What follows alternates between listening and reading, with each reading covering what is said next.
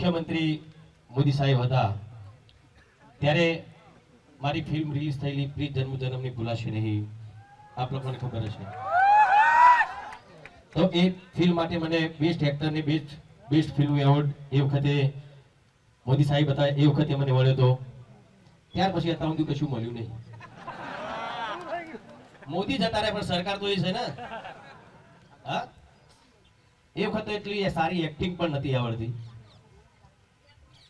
કદાચ એવું બન્યું છે કે ઠાકોર સમાજના આવરી લેવા માટે પણ એવું કર્યું હોય, એવું પણ બને. પણ જે પણ હોય પણ એ વખતે સન્માન તો કર્યું હતું ને ભાઈ. જ્યારે ઠાકોર સમાજ માટે 3 સેક્ટરમાં જગ્યા આપવામાં આવી ત્યારે મોદી સાહેબ ભાષણ કરતા હતા ત્યારે હું ભાષણ બેસી રહ્યો હતો આવી રીતે. ત્યારે મોદી સાહેબે કીધું કે વિક્રમ ઠાકોર ક્યાં છે?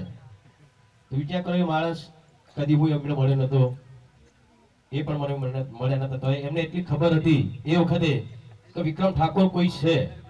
એ વખતની વાત કરું છું. તો અત્યારે એ સરકાર તો એ સરકારના લોકોને ખબર નહીં કે વિક્રમ ઠાકોર કોણ છે.